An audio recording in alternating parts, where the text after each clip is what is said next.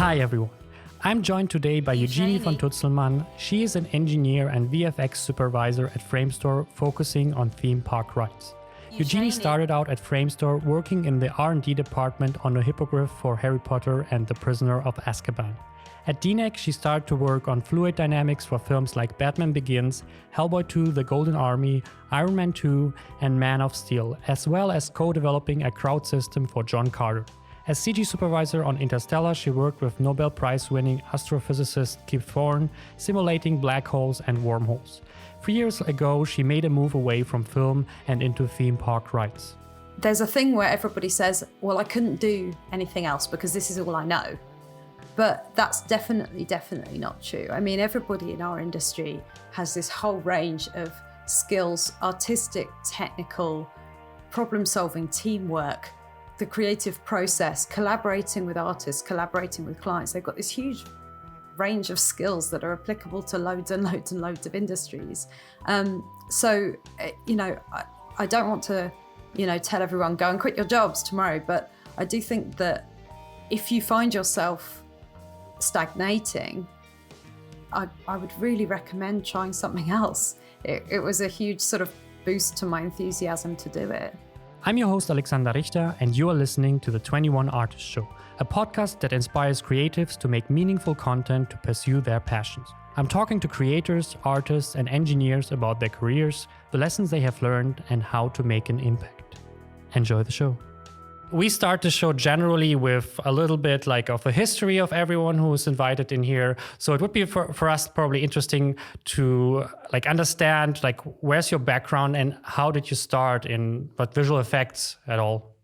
Yeah, sure. I guess my story starts, I don't know how long you want me to go back really. My story, I guess, starts when I was a little kid, and it started out really with me wanting to build roller coasters when I was sort of 6 or 7 years old. And then I forgot about that. And when Jurassic Park and Terminator 2 came out, I was sort of just, so I guess I was 11, 12 years old. And I thought, okay, I want to do that. So I decided I wanted to work in visual effects, but kind of at the time I was like, that's a great thing, but I wanted to work in some kind of creative aspect of engineering. I wanted to do tech in a creative way. And I think I didn't really know any of the names of any of those jobs at that point, but I remember I applied for engineering, and I remember in my university interview talking about visual effects and theme park rides, but I also talked about things like stage lighting and theatrical set building and visuals for concerts and all those kinds of things. And so I ended up, so I studied engineering and computing science. And then when I got to my master's, my fourth year, my supervisor he worked in, it was a guy called Professor Andrew Zisserman. He was working in the robotics group, but his area of focus was visual geometry, as in building geometry from imagery. And in his case, it started out from sticking cameras on robots and having them sort of film their surroundings and allow them to build a 3D model of those surroundings and then negotiate their path around those surroundings. And what had happened was that software they'd realized that it had applications in the visual effects industry, and it became, I think, the first or one of the first pieces of automated match moving software, which they'd sold to visual effects companies. So kind of ended up applying to a few visual effects companies, including Framestore, which is where I went. And instead of a show reel, I had my dissertation. I'd been working with him to extend the software to start tracking non-rigid objects. So it's tracking kind of skin and humans and things like that, instead of just buildings and sort of rigid surfaces. And so that was what I took in. And then I started a job in R&D. So I was a junior programmer back in 2003. So that's how I got my first job. So basically you already started as a TD, or was it an R&D person? It was, So we've changed all the names of things since then, because this is really long ago. Okay. My job title was junior programmer, but I think now we'd probably call it an ATD. I was at that point committed to just one project. So I was on Harry Potter and the Prisoner of Azkaban. And my job was just to write lots of little bits of code, basically, things that were either very show specific or kind of too small to go and bother the main pipeline and R&D departments with. So, and I loved it, honestly. It's a job that I still kind of, I look on that role very fondly, because I think that you can, when you're doing, some of the jobs I was doing were quite cool, like helping with a feather design system for the hippogriff. And then some of them are like totally menial, where it's like all of these files have been published with the wrong naming convention, publish them again. You know what I mean? But you can be an awful lot of help. And I quite like, it appealed to my brain that instead of having like one really long software project to do, you kind of might have 5 different ones a week. And I personally, I've really, really enjoyed it. And I think that you learn a lot from that kind of role, because you kind of touch all the departments. So one day you might be helping modeling, and one day you might be helping the feather people, and one day you're doing shader tools for lighting. I really loved it. Yeah, I think this is also like the benefit if you start in a more technical environment. You basically you're mostly not degraded to one skill, because they're kind of like all over the place, especially if have like a problem solving skill, a solution skill, you have some scripting or programming background. They kind of need you everywhere.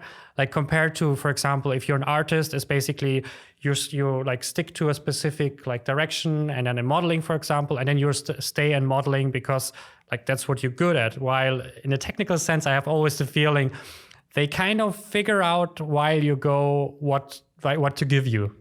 Yeah, I think so. I think it that kind of role, like programmer, ATD, TD type roles, technical general helper, are really good for not pigeonholing you. They're really good for letting you try everything out a bit. And I'd actually I wasn't sure when I went into visual effects. I wasn't really sure what role I wanted to go into. I think if you'd asked, I might have said lighter, or I might have said compositor. I kind of had the idea that like polishing a shot would be my thing, but it was actually just kind of during doing that role that I saw what the effects department did, and I was like, that's what I want to do. So I ended up going into effects for like 10 years after that. Yeah, it's funny because like a lot of like TDs end up being in their role by surprise. For example, I also did media computer science, and my bachelor thesis job was basically in the IT department, which I totally hated. Like literally, like you're doing like websites and stuff like that, and you're like, wow, this is like boring. And just by chance, like a TD came over and it was like, can you script? And I was like, yes. And I was like, do you know MaxScript? Like, no idea. And he was like, doesn't matter. You're now like a pipeline TD. And basically from that on, I was like pipeline TD. And I learned like very fast. Like I compared sometimes, like now I was wondering like how fast I learned, like, for example, MaxScript, because he was just sitting down with me, showing me a little bit the ropes, and then pushing me like, out of the nest. And it kind of worked. You didn't have the pressure as, for example, he had. That was, for example, maybe for me a little bit a thing where I never felt that anything I do, besides one day, anything I do was kind of destroying something. And I was like, like if you do something wrong or if your script doesn't work, basically people cannot wait. I think that was one of the things that helped me a little bit to be free as possible, basically, because compared to an artist, you are the pipeline. On the other side, it's kind of like there were no pressure involved, not in a way that people like expected you to deliver daily things. Also because it was hard to measure how much you can deliver, I think. And I think this created like a lot of freedom in the beginning, at least for me. Yeah, I think so. I think that that role, like you benefit a lot from having a good lead. Maybe that's probably true of absolutely everything, but like in my role, I had I was hired by a guy called Alex Parkinson, who was I think head of R&D at the time. Yes, that's right, head of R&D. And he'd hired me, and he basically, like, he was pretty blunt and kind of said, like, I can do a certain amount of the programming jobs that come my way, and then there's a certain number of them that I just can't fit into my day. So you're going to be like my overspill person. The things that I can't accommodate, you'll take on. And I mean, like, we laughed about it, but really that's just leadership, that's delegation and that kind of thing. But, like, you know, he had a lot to do, and there were lots of things that were fairly basic tasks, but they needed to get done. But I was super lucky with that because he knew how to do them. Sometimes, and he had a lot of time for me, and he was very good. But also, like, I think if you can, the best way you can learn a programming language or a scripting language is to have half written code. You know, it's like, I've got the framework in place, but it's unfinished. Can you pick it up from here? That's actually a great way to learn, because you read it, you get your head around the syntax, and then it's just filling in the guts, right? And debugging. So same as you, I learned lots of different things very, very fast in that year. And I think that at the time I had like zero confidence that I should be there and that I had any competence at all, you know, because you're like, I don't have a background in this, especially when all the people around you, because they're all artists, you know, as you said, they've been modeling for years and years. There are people in there been texture painting forever. There's people, all these different backgrounds. They're all talking about what they prefer out of XSI and Maya and Houdini and all these things. And you're like, I haven't opened any of these things. I don't know any of it. And so, but like, you know, in that kind of scripting role, you can still be like really, frankly, really useful, you know, because there's just a lot of those things you're doing to make people's lives easier. Yeah, I think also I appreciate this diversity. I think that was one of the reasons later I understood that I kind of enjoy the job, because in a way you get this much freedom. To be like quite frank, like, most people don't know what the fuck you're doing.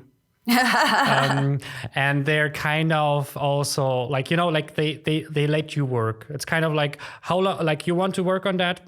Okay.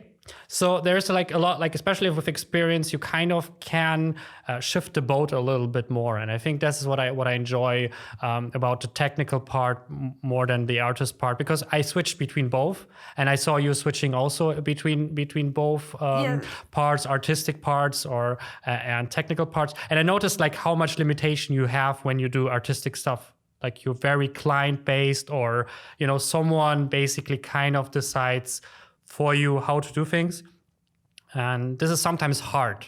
Yeah, a little bit. I mean, I think that that's massively dependent on the specific project and client that you're working with, you know, because sometimes there's pros and cons to both. Like, in terms of artistic sort of control, you get some clients who have an extremely clear vision and they know exactly what they want, and in a way that can be great, because you know exactly what you're aiming to hit. You know that when you do hit it, they'll like it. It's a very sort of clear path. But then on the flip side, if you get a client that comes in and is like, I don't know, I want something like dark and scary, you know, and they don't have anything more than that. One of the great pleasures of the job is designing cool stuff, right? So then that can be a tremendous pleasure as well. So, but they're pros and cons. And certainly,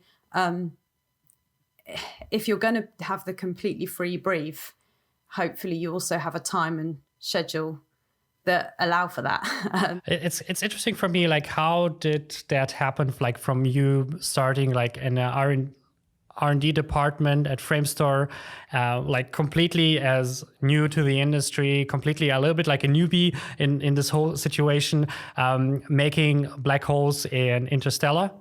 Like, of course, I know that is probably not a switch of a day. Exactly, it's like not a switch of a day, but even like imagining like how because even I knew that, like I didn't know your name before when I heard that, but it became kind of a like legend or famous at least, the whole black hole thing of Interstellar, because like you see making offs and you see like how much effort it took, and also how like precise and like breaking grounds. And it was really interesting. So I knew your work before I knew you, which is always a good thing, I would say.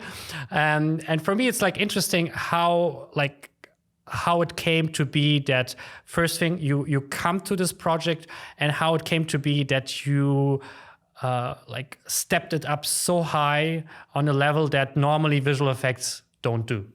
Okay. Well, I mean, I'm happy to talk about Interstellar. The first thing I'm going to say, though, is that it wasn't my work, it was our work. Like, that is a huge, huge, huge team of people. I was a very small part of it, you know, and I in a way, like I one of the sort of things about job titles and you know, those kinds of things is that you get a lot of credit for work that you're like, I was sort of involved. Oh, it wasn't like it was my black hole. But I can talk about how I got involved in it, because I mean, after my sort of newbie R&D role, I moved into effects, and I did that for many years, mostly concentrating on fluid dynamics, and then did some crowd simulation stuff, and went into an effects supervisor role on Man of Steel. And then after that, I was keen to kind of try out some of the other facets of the industry apart from effects. And then by sort of happy circumstance, Interstellar was in that super early pre-production stage. It hadn't been cast yet. And there were conversations going on between Chris Nolan and Paul Franklin, who was the overall visual effects supervisor, where they were starting to talk about just what the film was going to be, and script still being written. And at that point, I was freeing up from Man of Steel, and so Paul and my boss, my head of CG at the time, Gav Graham, kind of approached me and said, we want to do some concepts, sort of 3D concepts about a sort of physics-based, so they have some kind of space-time sort of swapping physical and temporal dimensions, sort of crazy ideas, of sort of psychedelic ideas of physics ideas in CG. And actually it was all about the inside of the black hole at the end of the film at that point. And so I came on to do that. And I was working on that for a few months. And then like over that time, effectively they asked if I wanted to be CG supervisor on it, which was awesome. And I was very excited. I wasn't the only one. I worked with a guy called Dan Neal, who was fantastic. So we together kind of worked on the film for then another year or so. And then so at that point, sort of a few months in, we started talking about the exterior of the black hole. And Kip Thorne had obviously been a part of this film. He'd written the original treatment for the film before Chris Nolan was involved, and it was kind of his idea, the film. And so we got on a call with him. And at the time it was me, Paul Franklin, and then Oliver James, who was our chief scientist and kind of the real sort of overseer of the black hole project. And then we were on the phone with Kip Thorne, and we started talking about like what would it take to do this scientifically accurately.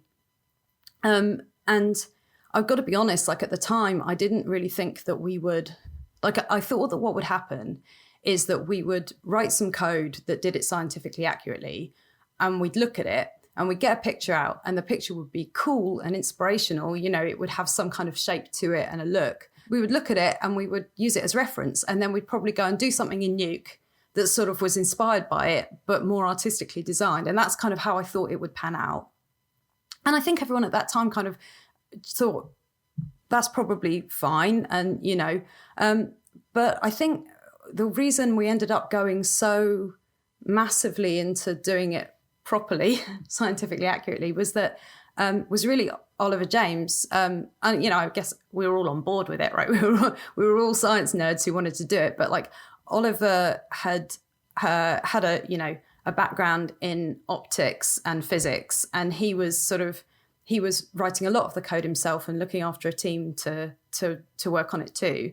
And he was just effectively, you know, getting really into it. So he was writing this code, and it would turn into like, could we get texture map support in there? And then we're like, that's looking really cool. Could we get support for distant stars in there? And it's like, that's working really well. And then as it sort of, there came a sort of tipping point where it was like, maybe we can generate all our final images with this, which is quite scary, because then you're like, we're writing a renderer for this, right? But like, you know, it's also, there's a point at which you want to do it, because it's like, this is really doing something quite exciting. You know, it's quite new for a film to be doing something like this. So that's how it came about. And yeah, it was. I mean, obviously, really, I can't put into words how kind of honored and excited I was to do it. I think it's a very memorable part of my career. How much was the discussion of faking it? Like, how much was there the thing where you said, like, do we keep it going, or should we just kind of comp it together or something like that? We talked about it. I mean, that's kind of what we did for the wormhole. So the wormhole at the beginning of the movie is a mix of the wormhole renderer, the scientific accurate one, and then some completely creatively designed nuke work for when you're traveling through it. And, you know, the discussion was always that we'll follow scientific accuracy if it looks great and supports the story. But if it doesn't, we won't. And that was always the aim. Like, we were never slaves to it. It was always seen as like, let's start with what's real.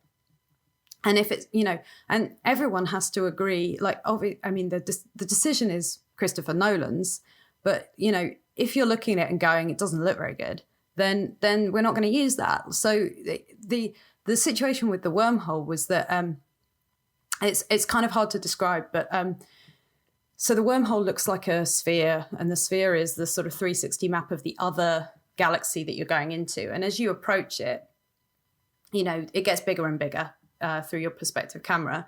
And what actually happens is that it just gets bigger and bigger until it fills your field of view, and now you're through it. That's how it would look. And so we created those renders. But the thing is that because of the way it distorts as it grows, what it looks exactly like is that you're just zooming in. So it just looks like you zoom in, and then it's done, and you're through the wormhole. And the problem with that was it just wasn't very dramatic. That like you had the actors who, like, the whole ship was shaking, and they're like, oh my God. And it's supposed to be this amazing moment of like, you've gone through and you're in this new galaxy. But what it looked like was you zoomed in, and then everyone goes, oh, we've arrived. But it's like nothing happened. You know, it's just visually not very, like, it's cool, but it's not, there's no moment of travel in there, you know, visually. So from a storytelling point, that just didn't work. So we used the correct renders for the outside of the wormhole. And then when we went through, we did a completely crazy design thing where we mapped like the renders of it onto pieces of geometry that we were passing over and things like that, so that we had, you know, a feeling of travel. And that's completely a whole load of like reprojection in Nuke and you know, things like that. But it was the right decision because it served the story. And you know, we were actually all on board with that. Like, I don't think there was anyone going, no, it has to be accurate. Like, but with the black hole, on the other hand, it looked amazing from the moment we started creating renders of it. So we kind of gave up on the idea of designing something in Nuke and just went, we're going to do this, you know. And I think this is also the point I want to go is like, we basically were working on this theme park ride. Yeah. And PearlQuest. That's right. Yeah, Pearl Quest. And I always wanted to say roller coaster, and you say no. Yeah, I kept telling you off for it. It wasn't a roller coaster. Don't call it roller coaster. It's like, oh. So I was wondering, like, because you had this like this career going into like full feature movies, more CG, like really big cinematic like milestones, and then you make this shift. Basically, you shifted, like, you're still at Framestore. I mean, you were in between at DNEG, but you came back to Framestore, and now you're going to do theme park rides, and I think VR also is also part of the whole, or at least in the production is a part of the process. Yeah. And I was wondering, like, because you already mentioned that you were in your childhood, you were kind of interested in that. Like, what was the pinnacle point for you to say, like, okay, I want to make a turn in my career? It was a few things. One thing actually was Interstellar, which wasn't the last film I worked on, but nonetheless, it was, you know, obviously a big career highlight in terms of how interesting the work was and how unusual it was. And there was part of me that kind of thought, you know, it sounds really negative, but like, is it ever going to be that interesting again? Like, am I going to go back to normal films and be like, oh, but that's quite a negative way of looking at it. But actually, it was a much more positive feeling than that. I would describe it more as like I'd had this insight into working in astrophysics because of doing that, and you know, we wrote some papers at the end of the project, that astrophysics papers that were published, and it gave me this little insight into, and I did little talks at sort of physics events and things, and it gave me this insight into, like, I'm super lucky that my background is you know, STEM based, science and engineering, maths, and I there's huge numbers of applications of that kind of skill set, and I'd been working in film at that point for sort of 13, 14 years, something like that, and I started thinking, like, should I have a look at some of the other things that I can do with these skills, and it wasn't a feeling of like, I've got to leave film, but it was like, there's a great big world out there. And it wasn't that I was frustrated. It wasn't that I was a frustrated astrophysicist. I wasn't thinking like, I want to go and be a scientist. It was just that I kind of felt like I want to vary it up a bit. I want to try some other things that I could do. And simultaneously and sort of coincidentally, I happened to do a holiday to Orlando. And I went, you know, I'd been there when I was 6 years old, but I hadn't been there in a very, very, very long time. And I went on sort of this new breed of theme park rides where, you know, some of them now are very media heavy. Some of them have media to lesser extents, but lots of them were these, you know, extraordinary combinations of like physical engineering, media, both audio and visual, you know, music, pyrotechnics, physical sets, kind of beautiful pieces of design, and working like this amazing technological ballet, you know, that all kind of works together. And I thought they were really extraordinary. And I kind of had that, you know, rekindling of that when I was a kid and wanted to build roller coasters. I was like, yeah, you know, they've almost, like the way that rides had gone, they brought together these sort of twin passions of roller coasters and visual effects to you know, and so I just had that thing of like, this is what I want to do. Like I want to have a go at this. When I did do a couple more films after Interstellar, but when I heard that Framestore were setting up a sort of specific rides division, you know, sort of dedicated rides team, I thought I should go and do some of that. So I left DNEG. DNEG was a tremendously good place to work, and I was really sad to leave, actually. But nonetheless, I thought it was time for that change. Yeah, and in a way, you completed the circle at this moment. Basically, you started at Framestore, then you had like a long career at DNEG and came back to Framestore. Yeah. So I would be also like interesting, like since this is so untouched territory, at least, like I was kind of like, I wasn't sure what I will do during the time.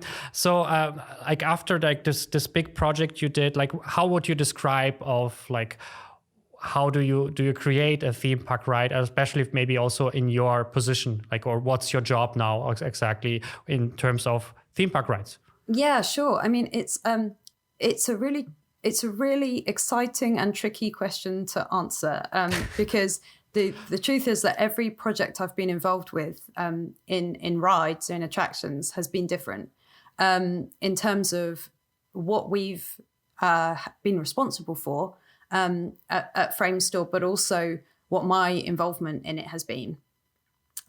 So kind of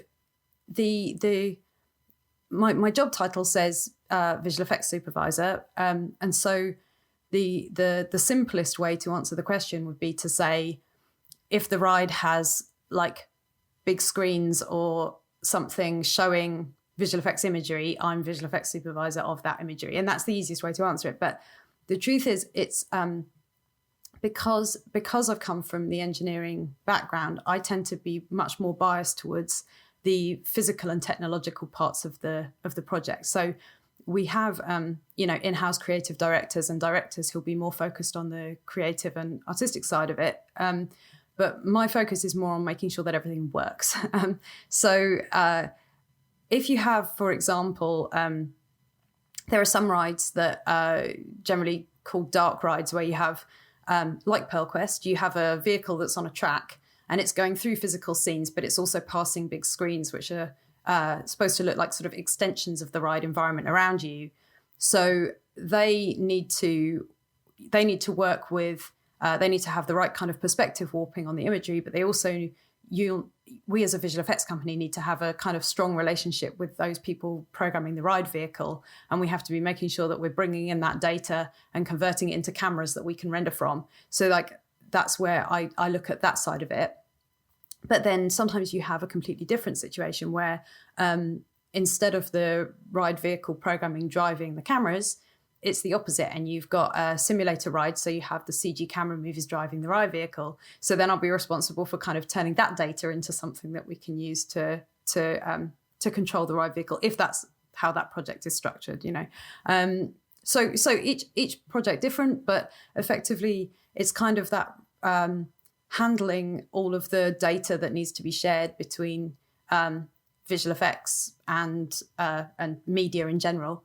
And all of the physical aspects of building a ride and making it work. I think I can also like hear like a little bit of the startup and guerrilla mentality in this whole like aspect of theme park rides. At least it sounds a little bit like it's unexplored territory in the new wave. You know, of course, like roller coasters, for example, are older, but theme park rides, especially with either VR or projection or something like that, is, I think, still a more new medium, which is also fed by the like Marvel and all the big companies that can combine this like exploration. Because, for example, if I heard like the joke from Johnny Depp when he was pretending to be Jack Sparrow in the theme park ride in Disney, it's still mechatronics, you know. So I think this is like still, if you compare like how Disney generally does their rides, is still a lot of mechatronics, a lot of puppets and stuff like that. So I think this aspect is a little bit new. It's definitely true to say that it's a little bit undefined. I mean, that said, you know, there's some extraordinarily good rides out there which have been done and planned in very good ways by their teams. So it's not like it's all just crazy and everyone's just trying stuff. But at the same time, there is this desire to change and improve how we use media, including, as you've touched on, interaction and real time, which we've done a little bit of in the rides team at Framestore. And I think that this stuff is being shaped as we go. It's not a defined pipeline yet. It's not with film work, not that there aren't sort of improvements being made to efficiency and stuff, but there's quite a strict sort of workflow now where you know that you go on the shoot and you know that you take your HDRs and you know that you LiDAR scan and you know that, these are the steps. And you have your Macbeth charts, and there's a very sort of clear way that data is ingested and that people use it. And, and it's lovely if you get that all very slick and running very well, and then people can concentrate on the art and making things look nice. But in rides right now, in attractions, we don't really, when we do shoots, we still do that stuff. But like we don't have such a defined method. There's still sort of, right, who's going to lead the way? Are we going to program the vehicle first and drive the previs from that? Or are we going to go the other way and start with, prevising the story and then work out what the vehicle should do? That's a sort of slightly oversimplistic impression of it, but nonetheless, it is being, shaped and defined as we go. And that makes it fun from a problem solving standpoint, especially in my role as a technical person. But I think that it's exciting times for all the artist people as well, because you're designing not just an object on something on a rectangular screen. You're designing a whole experience. So you're designing what people walk through and what's seen where, and that's really cool too. So yeah, so that's why I like it. I think that's also the aspect of exploration, which you basically kind of had in Interstellar. It's kind of like you define your goals a little bit and see like grab a little bit from your past experience, like from a visual effects supervisor. Sometimes you have like, okay, now I have to understand this mechatronic stuff, which maybe I never did. So I think this is the exploration part is also what drives you here. That sounds like it a little bit. Yeah, definitely. I remember seeing a really, really inspiring talk at SIGGRAPH a few years back, which is probably actually also part of my decision to make the move into attractions. The SIGGRAPH talks are very influential for a lot of people. Yeah, it was just and then a couple of weeks ago, I actually for the first time saw it physically. What they were giving the talk about, which is that they have what is effectively a meet and greet with Belle from Beauty and the Beast. So all the kids go and they meet Belle, but behind her they have an animatronic of Lumiere.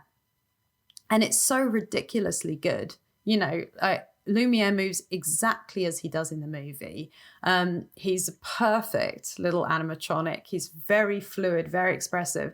And it's a combination of an animatronic that they've animated in Maya, but then also a face that's projected, a CG face that's projected from the inside. And, it's such a perfect illusion. And that comes from people doing the kinds of things I'm doing, which is, blurring of the digital and the media and the physicality, robotics, and that sort of thing, and working out how that illusion should work. And that's the stuff that gets me really excited, Yeah, I think it's also like a very brave thing to do, because it's always easier just to sit down and like do what what you get paid for, what you're good at, what people like appreciate of you doing. But a lot of times, and I think it's also like you mentioned that things get boring. Like in a way of, it's not about it's generally boring. It's more like it's getting boring because after a while you've done it.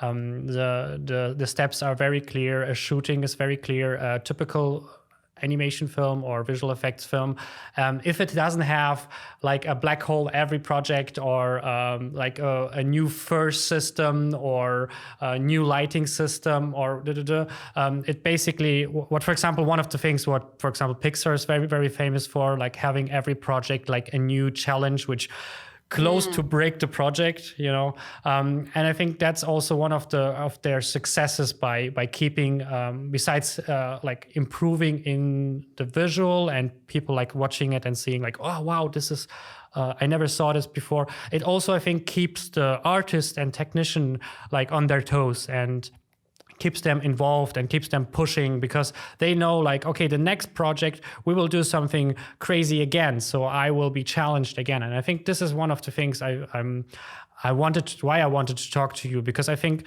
it's really important to reflect of what you do and not just drive the course. And then like after years or decades even, you're kind of like, oof, like I'm doing the same thing. I'm good at it, but I'm doing the same thing every day. And I miss maybe the kid part in myself that kind of like enjoys that, because in a way, like, you know, working on movies is a great thing. Like, you know, you work on stuff awesome. that you watch, that you enjoy. And for me, even because some people say that they kind of spoiled by working on movies and now kind of have this critical eye. I don't really think that's true in itself, because if the CG is bad, that it falls down a threshold, I kind of notice it. But as long as the story involves me, I don't really care how it looks, or I will not sit there and say like, oh, the lighting or the shading is not correct. So I think that was one of the biggest reasons I love to talk to you, is kind of like listening to yourself and making the move if you feel like it's the right thing to do. You know, I don't want to imply that I was bored in working in film, because I wasn't. Every film was its own challenge. There was always a new thing to create or learn, or, you know, so I wasn't bored, but I did start to feel like I was doing less sort of my own problem solving. And part of that is because of exactly what we've touched upon, which is that you've refined your workflow really well. And now everybody's up and running and doing well, and they're hitting different problems, and there's always things, and you always need your team of ATDs and all of that kind of thing. But I'm kind of watching the team going, you're doing a great job, guys. Keep going. And like, it's not, I don't in any way want to imply that, because I feel like, you know, I had a really good career at DNEG, and it was great. And they were very kind of conscious of keeping me doing interesting stuff and all of that. But I certainly, you know, I think that as soon as you've become a bit passive in terms of what you're learning, and, you know, your experience, then you do lose that kid part of your, you know, of your brain, and you learn I think that I never want to become jaded. I always want to feel excited to go into my job every day. And so I actually felt, as soon as I'd made the move, I kind of became a bit of an evangelist for telling people to think about changing careers every 10 years or so, because I think that what you said was, it's much easier to sort of keep doing what you're good at. And I think that's true. I think that for a lot of people, there's a great importance in safety. And I don't want to be disrespectful to that, because I think that for a lot of people, that is right for them. But I think it wasn't, for me, I needed that change. And I think that there's a thing where everybody says, well, I couldn't do anything else because this is all I know. But that's definitely not true. I mean, everybody in our industry has this whole range of skills: artistic, technical, problem-solving, teamwork, the creative process, collaborating with artists, collaborating with clients. They've got this huge range of skills that are applicable to loads and loads and loads of industries. So, you know, I don't want to, you know, tell everyone, go and quit your jobs tomorrow. But I do think that if you find yourself stagnating, I would really recommend trying something else. It was a huge sort of boost to my enthusiasm to do it. I absolutely see it the same way. For me, I'm kind of, maybe I'm an evangelist for like burning and next after a while, because it's like I don't know, like maybe it's mentally, probably not even physically, but I feel like I'm mentally, like every few years I shift my focus.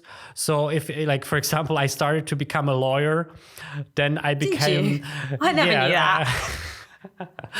Secrets. So I was studying law for 3 years, And until the point where I kind of burned out during studies. I didn't notice it like mentally. I just like had headaches like crazy. And then I was kind of like, okay, what do I study? Like I have to find something else. And then I was looking at media computer science. I was like, I like media. I don't like the computer science part. So I ended up still applying and kind of shifted then from like, didn't want to work on apps and web. So I kind of shifted then to film, and from the artistic part to the technical director part, and then on being a lecturer on YouTube. A lot of that I kind of enjoyed for the moment, but after a while it was like energy draining. You know, it felt like, for example, when I started YouTube, it was kind of like I started that. I made some videos like Scripting for Artists, which was called, because I wanted to create videos which I was searching in the beginning. You know, I wanted to create videos where someone can explain it in language I talk. So I made these videos, and then I tried to make it like more professional, if you want so, and it stressed me out like hell. Like I literally felt like after like the first 5 videos, I was kind of like, the next video. And I felt like I had to do it, you know. I felt like, and I think in a lot of jobs, this can happen very fast, where you feel like very fast, even if you enjoy the general aspect of it, you know. Like I mean, I'm doing this and I love that. Yeah. Like, but exactly because I framed it differently, I don't create pressure from myself. Mostly, like the people talks pressure off of me. I'm just hosting it. So, but it creates like, and I love the interviews. I love to talk about growth. I love to talk about the stories of someone else and learn from it, and maybe solve problems. Because, for example, if you inspire also to say like nothing is set in stone per se, and even if you set like years into development of it. I mean, it somewhat depends on the type of work and the team that you're working with, but I think in many ways I got better at my job for changing jobs because I brought skills from a different background to this. Because the people that I'm working with we're at Framestore, we have lots and lots of amazing visual effects artists of different types. In the sort of those who are sort of dedicated to Rise and Attractions, that small team, there's some people whose background is sort of big sort of car show installations of huge screens. You've got people who have backgrounds in immersive theatre. You've got people who have backgrounds in 2D animation. People who have backgrounds in film, and then people who have backgrounds in advertising, and they all bring something, even architecture, and they all bring something that each other doesn't know. And so in many ways the reason the team is good is because they have changed jobs. If we all stuck with the same thing, then we wouldn't be able to amass skills in that way. Yeah, it reminds me a little bit of this anecdote where like one of the recruiter comes to the CEO and says like, what if we train our people and they go? And then the CEO replies like, what if we don't train our people and they stay? Yeah. So, and in a way, like I heard this mantra from some companies basically saying like, we rather train them, treat them well, and then they go away, they learn everywhere, and then they come back. And they bring the knowledge back to that. I mean, in a way, like Framestore did a good job on that because... Right, because I came back. I'm a very strong believer in looking kind of the long game and more holistically at that kind of thing. And I think, if you have somebody in your team and they're brilliant and they're itching to go somewhere else, heartbreaking as it can be, you have to just let them, because you don't want them sitting in the job and resenting it. And if you've treated them well and you've been nice, there's a huge amount of possibility your paths are going to cross again.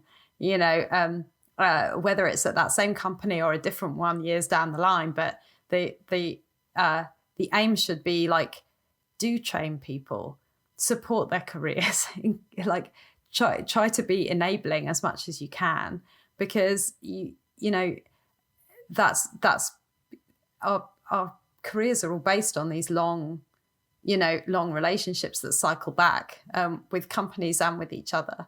But then I don't know that there's any, I think we all tell ourselves that. I don't think there's anyone going, no, treat them like shit. But it's just worth remembering that, like, in the fullness of time, these things sort of often end up coming back and changing. So I think Carl Rosendale said something really great about this point, which you just basically mentioned. He talked about, it was kind of the talk where we talked about vision and company culture. And there's like what he said, basically what you basically said. He said, like, a vision should be like, there should be, if you pick a vision, the contrast should be also like realistic. So, for example, if you say like our vision is to create a great product, like there is no opposite side of that. How can you like what would be like a shitty product? Yeah, we want it really crap. We're aiming for really crap. Exactly. So basically, like, this is exactly the example where it doesn't work to do the split, because you basically describe one side which everyone knows. Everyone wants to be happy. Like, you know, like who will say like, I want to be miserable all day. This is sure.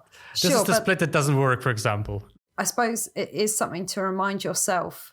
You know, we will always have those battles in terms of people who want to leave, where potentially you're trying to talk them out of it or move them around the company or that sort of thing. And also whether to, you know, how much to invest in training and those kinds of things, that those decisions are often quite difficult decisions to make managerially.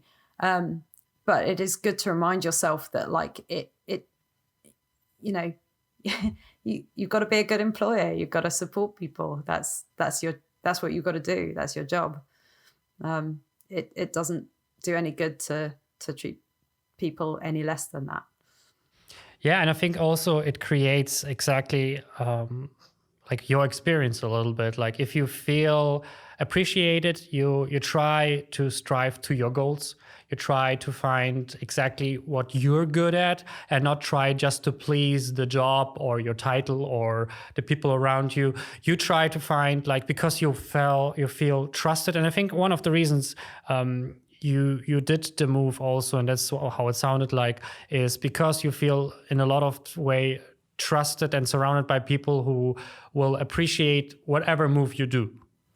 I found it super sad, as I said, leaving DNEG, because I had so many friends there and I felt so appreciated there. But they also, I think, understood why I did it, that they knew what my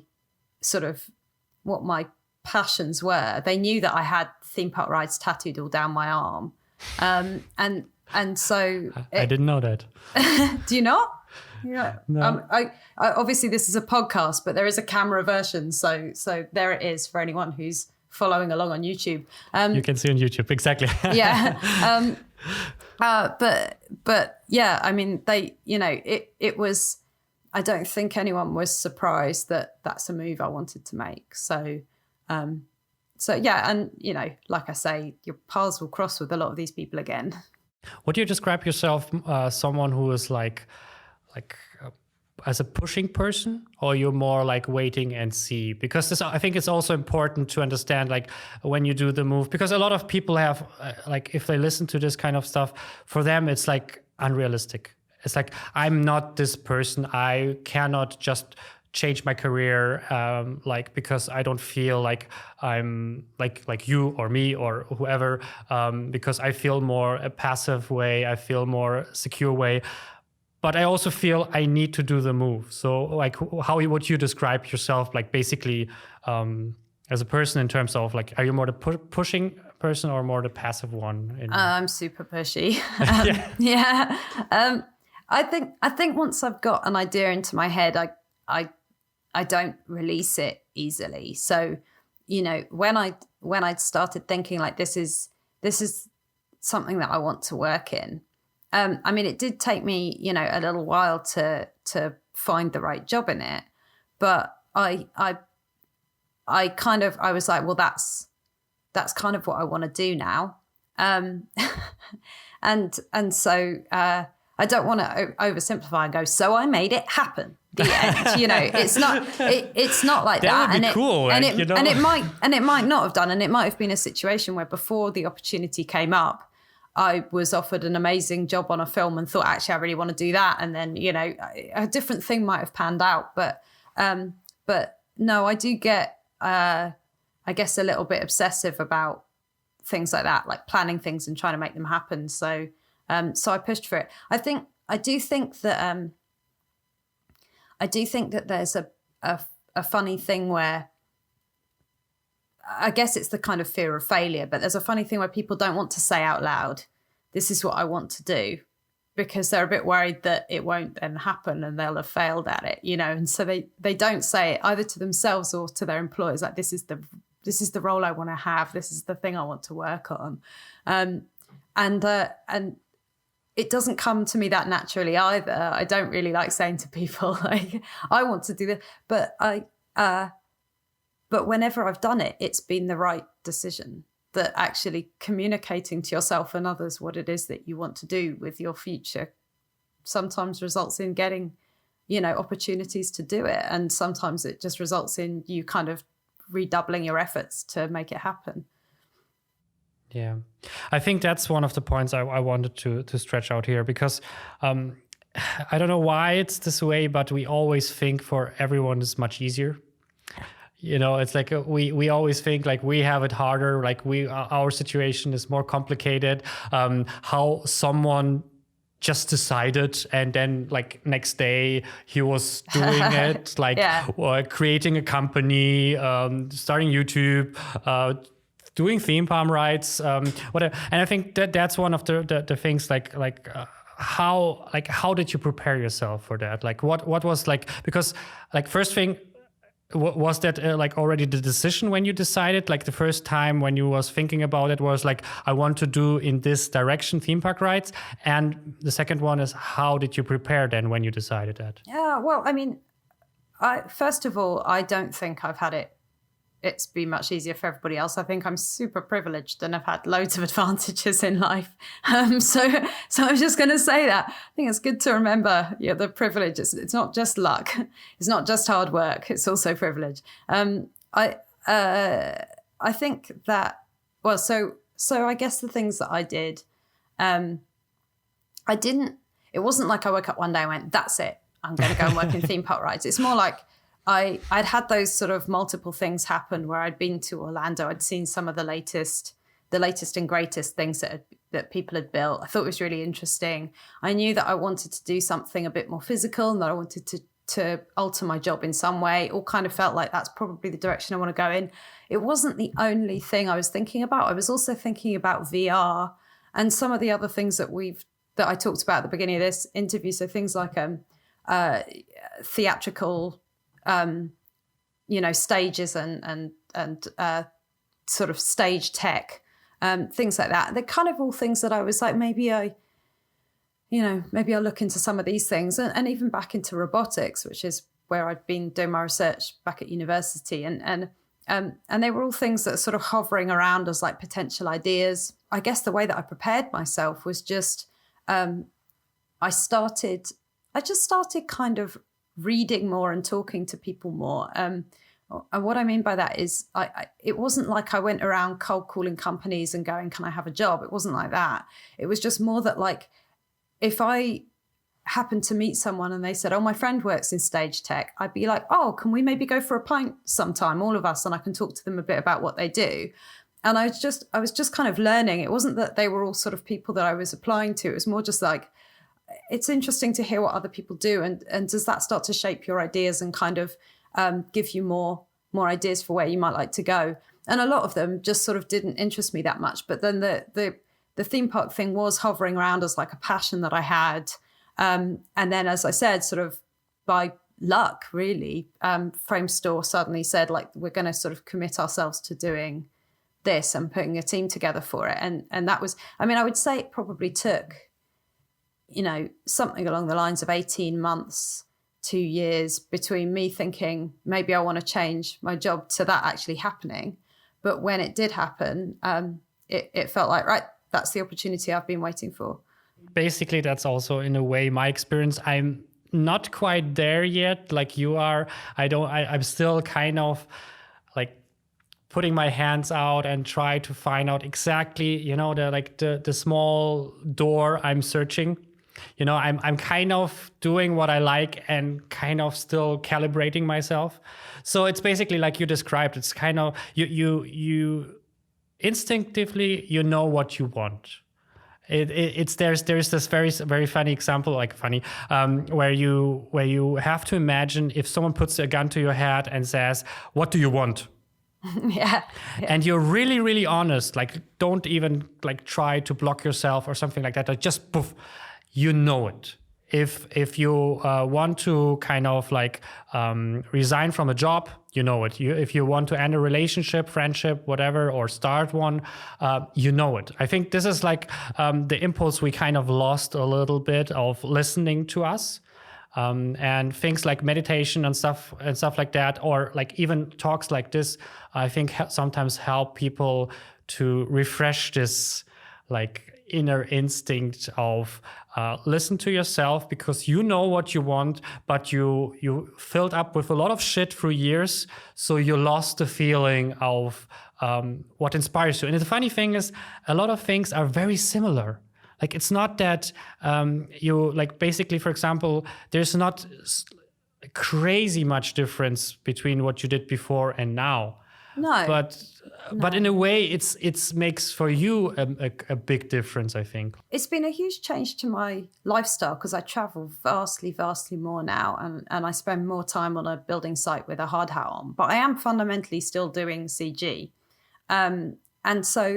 And actually, in many ways, when I started thinking maybe I want to change, I sort of expected I would make a bigger jump than the one that I did. I mean, bear in mind, I went back to a company that I'd already worked at.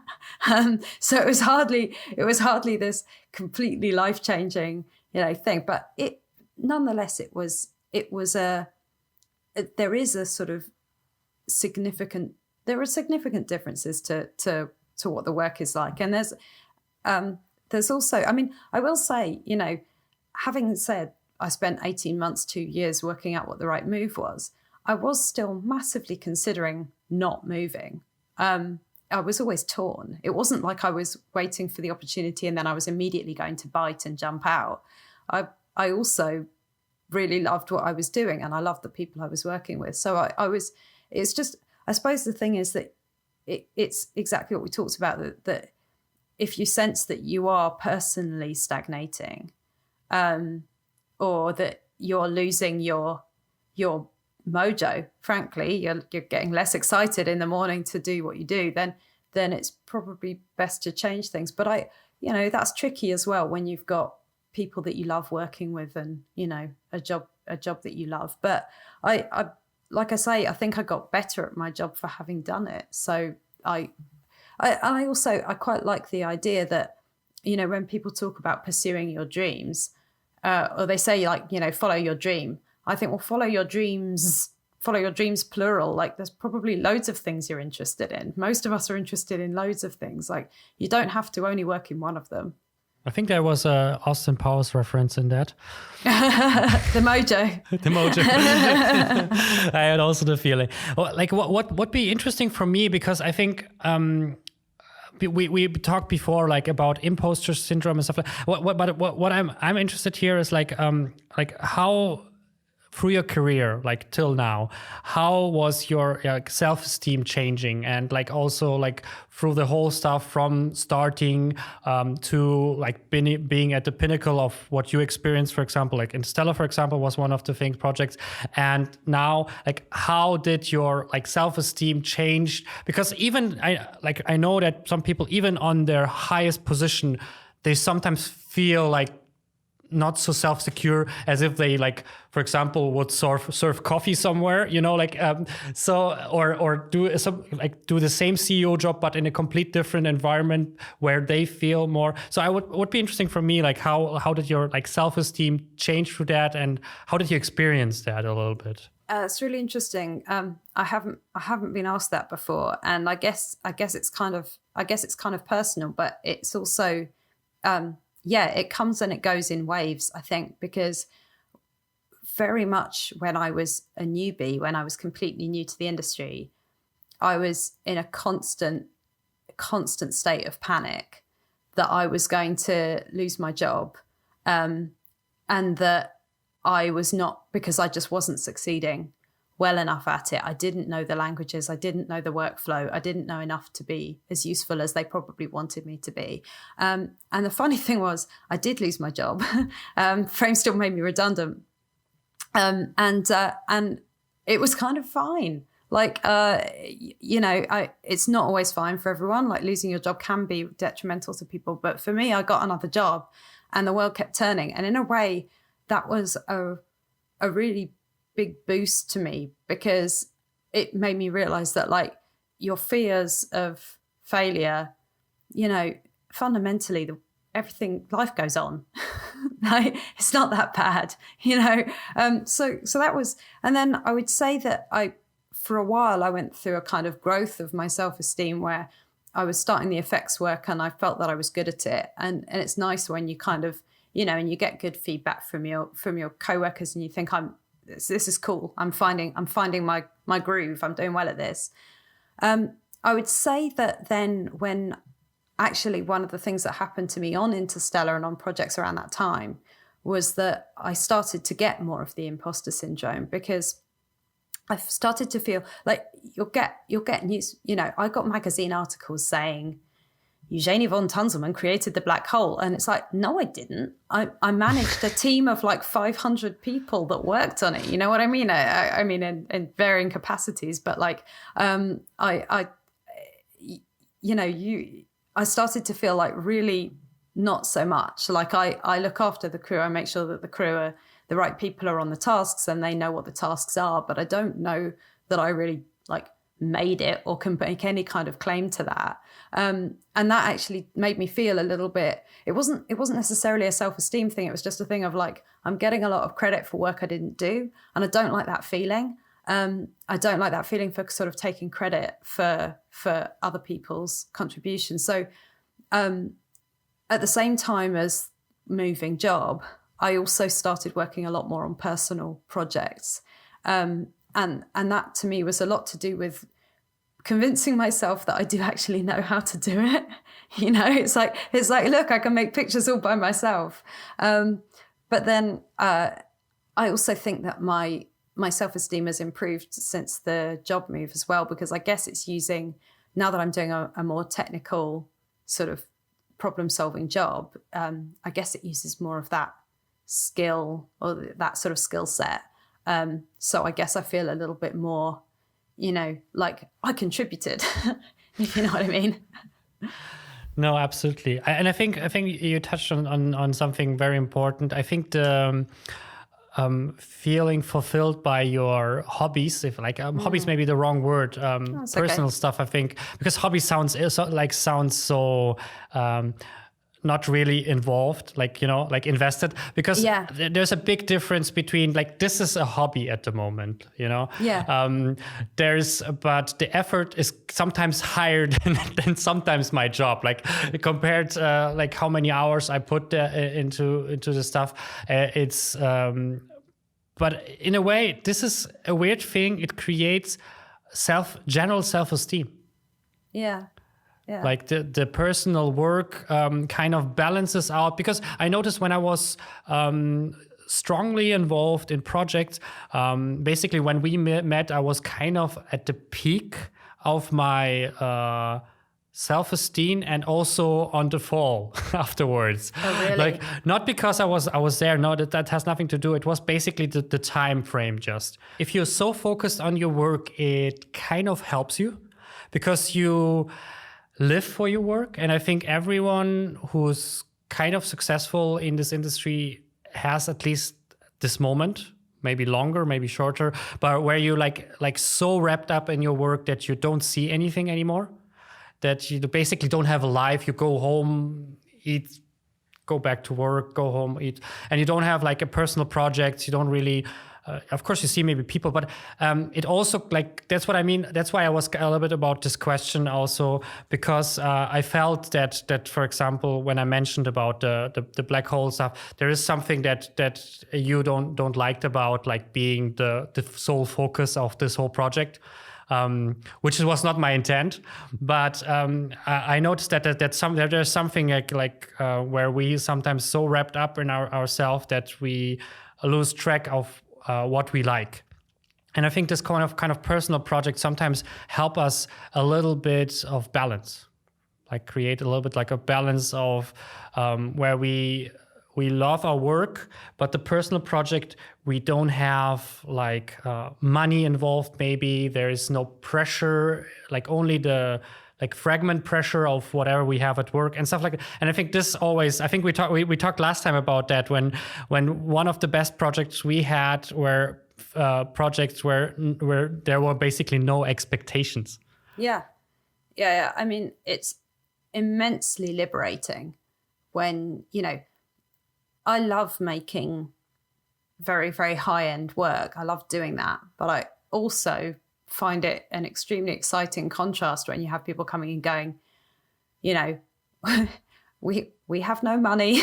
Whatever you do is great. Like, I mean, and also when you're working as your own client, when you're doing a personal project, that it's immensely liberating because, you know, everything you decide matters is all that matters. You know, you're like, I want to work on this bit. I'm not particularly interested in this bit. And it's completely up to you. And that, you know, it can also be too liberating. I think that, you know, I guess it's kind of a point that people make a lot, but something that forces creativity is limitation when you have to work around problems. And so sometimes if the problem, I think one of the kind of trickiest parts about doing home projects is that you can make anything. It's completely up to you. Like, what are you going to do?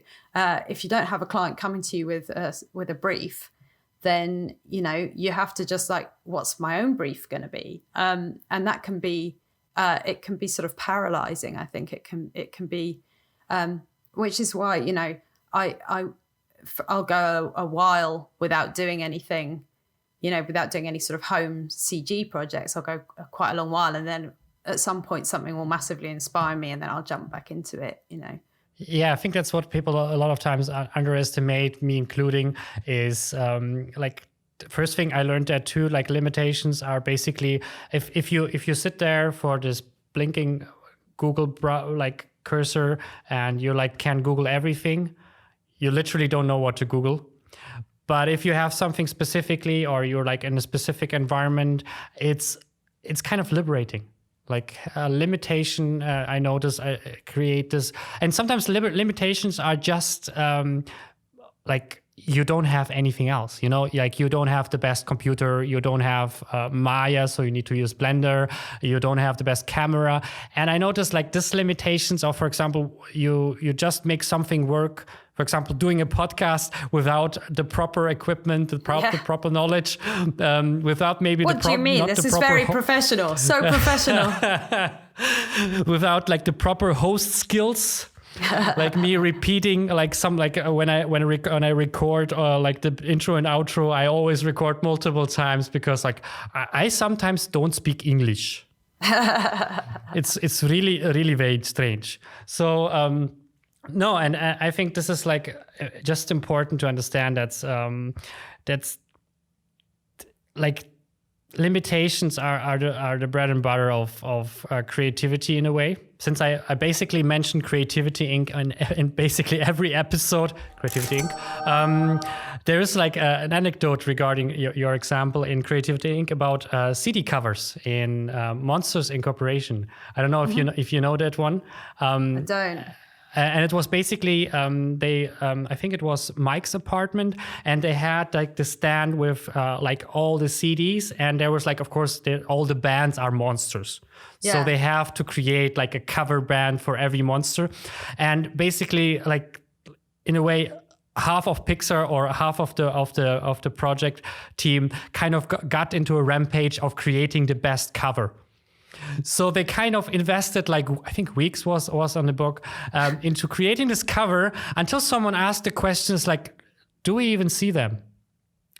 Like, are there like, and then they found out like, oh yeah, like they're very far in the background. Maybe we see one or two. Yeah, see the spines. Yeah. Exactly. And this is like basically where sometimes I think you're right in this case. Like some people need the person who kind of pushes you a little bit and gives you more the priority, because you get so involved into your own work. And some people are all over the place. Yeah. They kind of but again, I think it helps a lot of to understand how other people work, like how other people tackle their challenges. For example, how did you tackle the challenge? And I want to do, like, for the closing part, I have some just random questions. Yeah, like, sure. I'm curious. So since I basically, all the questions I do here is basically because I want to. So I have no one's editing me. Yeah. Not so far. See? So no limitations, no management. That's what's going on.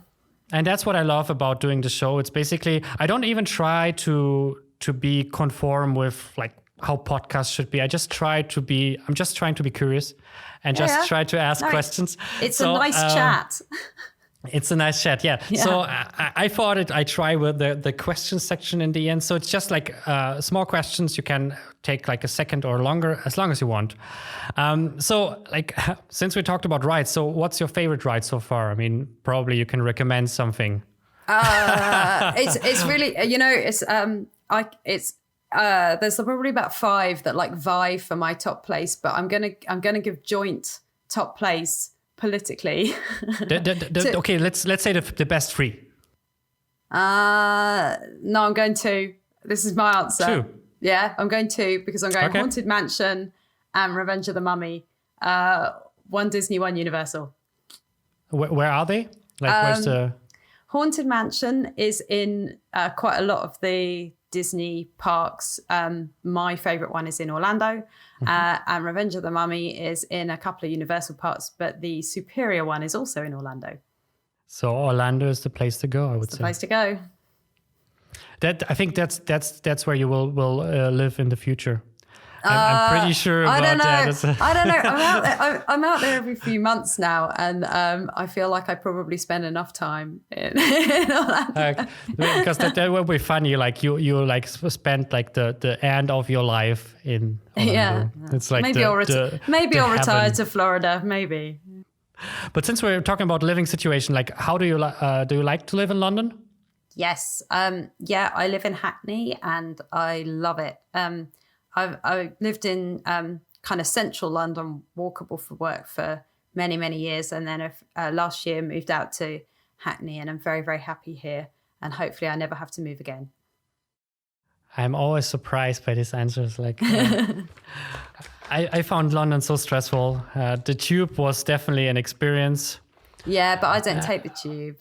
I commute on buses or on foot, and I like it. I think one important thing is admiration. And do you have someone, maybe fictional even, you admire at the moment? Oh God. I never told it would be easy question. No, not fictional, but I'm gonna go with Sir David Attenborough as a living legend. I have to say I don't know who he is. What? Okay, David Attenborough is a veteran broadcaster for the BBC who works on wildlife documentaries. All of his documentaries are the best things that you will see. He has been championing public understanding of nature for many years and is a lovely person, as far as I can tell. I don't actually know him, but there you go. I admire. Nice. I think that's someone you like to meet, huh? I would. But then again, I do believe in the never meet your heroes thing. Yeah. Because you think like they're becoming the villains? No, I don't think it'd be a villain, but like, I always think that like, you know, you can always meet someone when they're in a slightly crap mood or something like that, and then it can break your heart forever. Don't expect people to live up to your expectations. Just admire them from afar. That's a quote. What's the most annoying part, since you talked about traveling? What's the most annoying part like of traveling, which people don't really know? Like, because if you travel much more now, like what would you say? Like, people underestimate this point of traveling, or because it always sounds great, you know? Like if someone tells me I travel for work, I was like, wow, I want that. Yeah, no, I do really enjoy it, but I guess the tricky parts are, like, I would say that when you're on a work trip, you very, very, very rarely get time to yourself, because you'll be, you know, you're doing lots of traveling, there's lots of jet lag, you are starting early, doing stuff all day, generally sort of doing meals out with the team. Everything is like, it's great, but it means that like you get back at midnight and you look at your phone and there's 300 new emails, and then that happens cumulatively. And I find that quite stressful. Like I'm not very good at keeping control on them when I'm out of the office. So the email pile up, I would say, is the worst part that people don't know about. But the worst part that people do know about is jet lag, because that sucks. It was very, I had this thing where I did like Effects America. I did like a master course in there, and I never had a jet lag before, so I literally didn't know what to expect and how it works. So when I came to Montreal, I basically expected to have a jet lag, which I didn't. When I came back to France, it's hideous. This is when it kicks in, and I was like completely broken. Yeah. So, what are Tunzelbots? Whoa. We do our homework here. Yeah, apparently so. All right. Yes. So when it's actually at that same time when I was deciding to spend more time doing personal projects, I read a book by Richard Dawkins about evolution. And he had this little, the book's called The Blind Watchmaker. Richard Dawkins is awesome when he's talking about evolution, and I'm going to leave it there. No political meaning here. Nope. But yeah, so he back in '86, he wrote this piece of code to do some evolution of sort of tree diagrams. Evolve them over time and have a look at how things change. And I was very inspired by this and decided to sort of look at writing an updated version. So I wrote a piece of code that it starts with like a tree, and the tree it's only a tree in the sense of like L systems. It's a tree diagram. It's a tree that is formed of limbs, and those limbs have joints, and those joints move.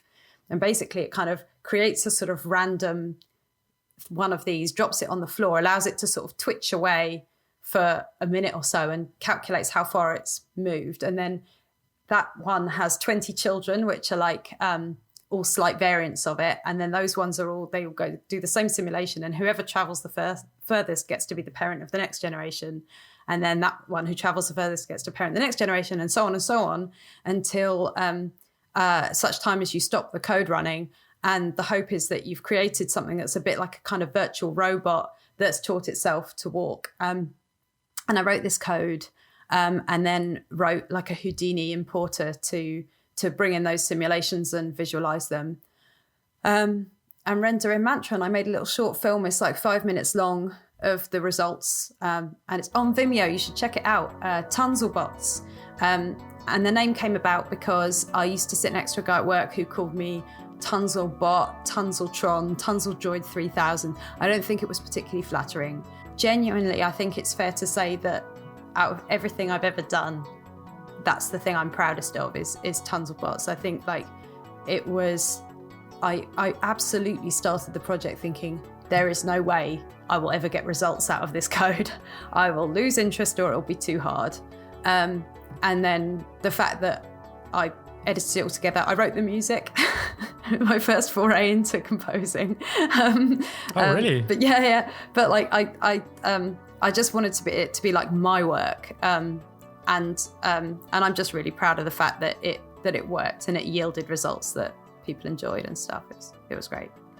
Yeah, because I saw that. I remember there was some music, but I think I saw it when No, we everyone met. watches everything on silent these days, so it doesn't matter. And the music isn't very good, I will say that. It's just the fact that like I was like, this is all going to be my work.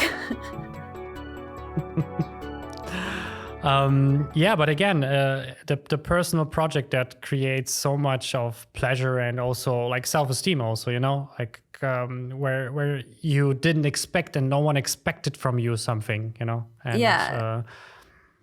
It's a positive trait, I think. Yeah, I mean, it's nice to think that I, you know, when you finish it, you kind of do think like, pretty pleased with myself. Like it's a very nice little. It's pretty nice to have that burst of like I actually finished it and I'm proud of it and it's good. You know, it's a tremendous feeling. I love this feeling. I love this just like I have videos out there, and like this podcast is one of them where I literally say I like my own videos. Yeah. I'm pleased with how it turned out. Not that there aren't things I wouldn't change, but I'm pleased with how it turned out. Yeah, exactly. It's like the amount I put in and the success I have from that, like in terms of like when I watch it, and of course I know, for example, the video quality is maybe not the best, the audio quality has improved, but I'm pleased with like compared of how much time I spent in it, and like even with all the mistakes I do, I'm very pleased with what happens, and that's the point, kind of, for me at least, appreciation. I want to end with a whiskey-ish note. Since I heard you're a whiskey fan. I am, yes. And see, like homework. Yeah. I had some whiskey bottles at my parents' home. They're now all empty. So I have that happens. I don't know how it happens, but it happens. They're not even whiskey fans. Oh. You know, I'm not sure how it happened. It like ghostly influences. But I would like would be cool if you can recommend me 1, 2, 3 in a price segment of affordable. Yeah. Well. Yeah. I can try. So most of the whiskey distilleries do like a range. So they'll do one that's relatively affordable, and then they'll do, you know, they'll do their fancier ones, and then they'll do the really fancy ones that come in a nice box. So I'll just recommend the distilleries. Really? And then go for their cheapest one or their second cheapest, whatever suits you. But I really like Ardbeg, which is a Scotch and from the island of Islay. Ardbeg is super, super smoky. It kind of tastes a bit like a bonfire. It's one of my favorites. And then I'll say Lefroy and Talisker. They're all kind of, I'm very much into the smoky, fiery flavors. So yeah, there you go. There's some recommendations. Yeah, I have to look them up because I'm not sure if I even heard of them before. No, I mean, they're hard to spell as well, so I'll have to email them through to you. Yeah, please do it, and then I will pop them in while you explain them. Maybe I pop even a picture so people can see them. And this is also like the twist here, from like VFX to multimedia rights to whiskey questions. we did now everything today. I think so. And thank you very much for taking your time and like giving us a little bit of like a look of, first one, your career, your challenges, but also a little bit like the shift and also the mind of why you did the shift and how you did the shift. That things are not as easy or like set in stone as you think you are, neither your career nor the decisions you make. And I think this is one of the reasons I wanted to talk to you. I just called this episode "Pursue Your Dreams," Hey. I think in a way, I had this feeling when I was working with you. I saw this inspiration. Of course, it was still like, that's why I like when we worked together, I saw still like a lot of things had to fall in place at this moment. But on the opposite side, I saw that you were enjoying your work more than I'm used to see. Yeah, that's good to hear. And so I was kind of curious of like talking to you and opening this box and see what's inside and why you became so like motivated and so passionate about things. Maybe you were there before, but I felt that there's this situation specifically now that created that and opened. I think your personal projects. I see you doing stuff on Twitter here and there sometimes. Yeah. With your patterns, and I like that. And I think to be inspired and inspire other people is one of the reasons for this podcast. We talked about that. What's exactly the reason for that? And I think one of this reason is exactly that. And I'm happy to have you here, and everyone who's listening, like, hopefully enjoy Eugenie and me. I always, like, now I'm really scared of saying your name. Yeah, Eugenie. Yeah. Eugenie. You see, I literally avoided it for the last 1.5 hours to say your name. Yeah. Because I was like, that's after what you everybody corrected does. me once time, I was kind of like, what was it? I should wrote it down. It's funny. I don't care at all if people mispronounce my name. It's a really awkward name.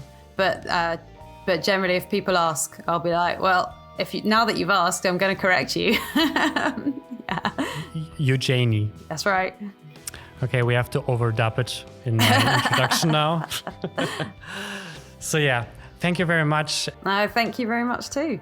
Thank you for listening. For more content, go on 21artistshow.com to find all the links to YouTube, Spotify, iTunes, and Podbean. If you love the show and like me to keep it going, subscribe on your favorite platform. You can also support me on Patreon at patreon.com/Alexander Richter. See you on the next episode.